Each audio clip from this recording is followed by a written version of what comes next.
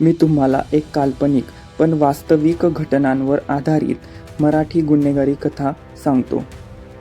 शीर्षक: कोंडलेल्या आक्रोशाचा बदला. पात्र: अनंत.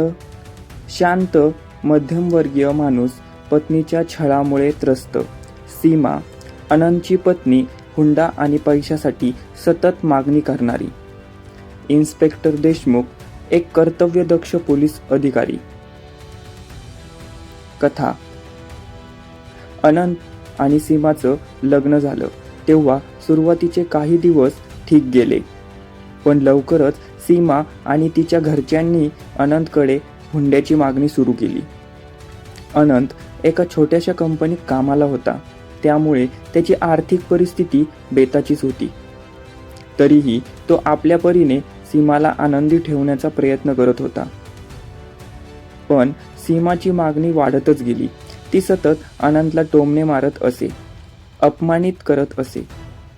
घरातले वातावरण सतत तणावपूर्ण असे. एक दिवस सीमाने अनंतला सांगितलं, मला नवीन दागिने हवे आहेत, नाहीतर मी माहेरी निघून जाईल.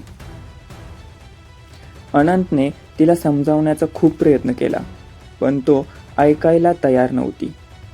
त्या रात्री अनंतने खूप विचार केला. त्याच्या मनात अनेक विचार येत होते.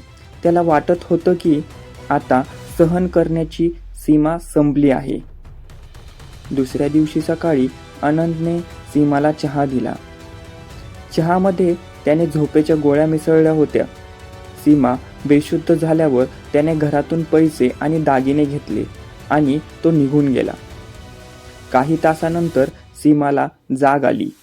तेव्हा तिला सगळा प्रकार लक्षात आला. तिने लगेच पोलिसांना फोन केला. इन्स्पेक्टर देशमुखांनी तपास सुरू केला. अनंतच्या शेजाऱ्यांनी त्याला शांत स्वभावाचा माणूस सांगितलं, पण त्याच्या चेहऱ्यावर नेहमी तणाव दिसायचा. असंही त्यांनी सांगितलं. पोलिसांनी अनंतच्या ऑफिसमध्ये चौकशी केली. तेव्हा कळलं की तो नेहमी वेळेवर कामाला येत असे, पण गेल्या काही दिवसांपासून तो खूप अस्वस्थ दिसत होता. पोलिसांनी अनंतच्या मोबाईल लोकेशनवरून त्याचा शोध सुरू केला. तो एका छोट्याशा गावात लपून बसला होता. पोलिसांनी त्याला पकडलं. चौकशीत त्याने आपला गुन्हा कबूल केला. त्याने सांगितलं, मी खूप त्रासलो होतो, मला दुसरा कोणताही मार्ग दिसत नव्हता. न्यायालयात अनंतला शिक्षा झाली. ही कथा एक शांत माणसाच्या कोंडलेल्या आक्रोशाची आणि त्यातून घडलेल्या गुन्ह्याची होती. या कथेतून कौटुंबिक हिंसा, मानसिक त्रासाचे गंभीर परिणाम दिसून येतात. ही कथा काल्पनिक आहे, पण अशा घटना समाजात घडत असतात. त्यामुळे कौटुंबिक हिंसा, मानसिक त्रासाला गांभीर्याने घेणे आवश्यक आहे.